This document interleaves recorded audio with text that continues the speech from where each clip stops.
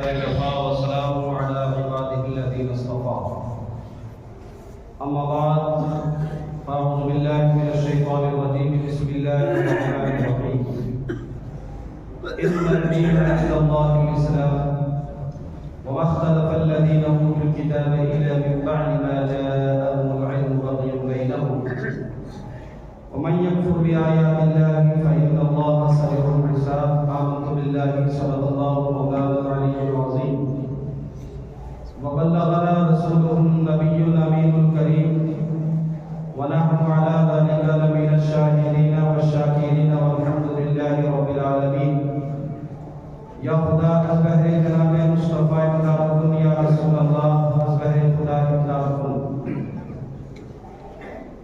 غوث اعظم کا بنے بے سر و ساما مدد جبرائیل مدد کعبائل مدد بغیر دابے مدد افتادہ کشتی مدد کن یا معین الدین کشتی قادریت علیہ یا غوث اعظمی ظلم نمز شیخ محمد رضا خان رب عالمی ظلم نہایت ہی خلوص و محبت کے ساتھ آقا کائنات مدینہ کے تاجدار دونوں عالم کے مالک المختار سید ابرار و اخیار احمد مصطفیٰ جناب سیدنا محمد مصطفیٰ علیہ تحیت و ثنا کی بارگاہ میں حدیث و سلام پیش کرنے کی سعادت حاصل کریں. پڑھیے بابا جبران صلی اللہ علیہ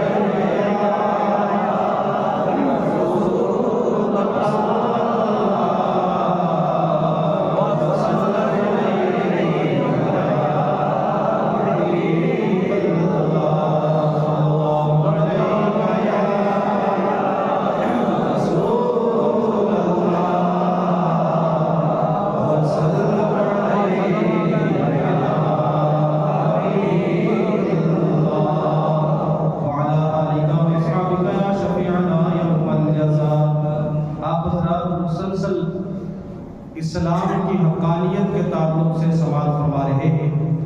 قرآن عظیم برہان رشید میں ارشاد ہوتا ہے ان الدین عند اللہ الاسلام، بے شک اللہ کے ہاں پسندیدہ دین دین اسلام ہے.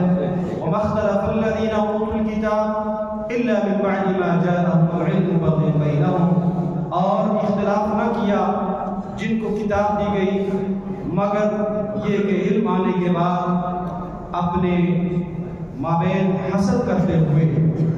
وَمَن يَكْفُرْ بِآيَاتِ اللَّهِ، اور جو اللہ کی آیات کا انکار کرے فَإِنَّ اللَّهَ سَرِيعُ الْحِسَابِ، تو سن لو اللہ تعالیٰ بہت جلد حساب لینے والا ہے. حضرات گرامی، دین کا لغوی معنی جزا آتا ہے، بدلہ آتا ہے. جیسے کہ عربی میں ایک کہاوت مشہور ہے کما تدین تدان، تو جیسا کرے گا ویسا بھرے گا. اور اصطلاح شرع میں مکمل ایک ایسے ضابطے کا نام ہے جو پوری حیات کا دستور ہو. تو اسلام ایک ایسا دستور ہے، اسلام ایک ایسا جمہوری نظام ہے کہ جو آدم علیہ السلام سے لے کر عیسیٰ علیہ السلام تک تمام پیغمبر اسی اسلام کا پرچار کرتے رہے. لیکن ان سارے نبیوں کے آخر میں ہمارے اور آپ کے آقا جناب سیدنا محمد مصطفیٰ صلی اللہ علیہ وسلم تشریف لائے. آپ خاتم النبیین بن کر تشریف لائے. آپ نے اس دین کی تکمیل کی، تمام شریعتیں منسوخ ہو گئیں اور قیامت تک ایک ہی دین باقی رہے گا، وہ دین اسلام ہے. ایک ہی شریعت باقی رہے گی، وہ شریعت مصطفیٰ ہے صلی اللہ علیہ وسلم. قرآن پاک نے اسی کے تعلق سے ارشاد فرمایا جب یہ دین مکمل ہو گیا الیوم اکملت لکم دینکم واتممت علیکم نعمتی ورضیت لکم الاسلام دینا، کہ آج ہم نے تمہارے لیے تمہارے اسلام کو مکمل کر دیا ہے. آج ہم نے تمہارے لیے تمہارے دین کو مکمل کر دیا ہے اور میں نے اپنی نعمت کو تمہارے اوپر مکمل کر دیا ہے.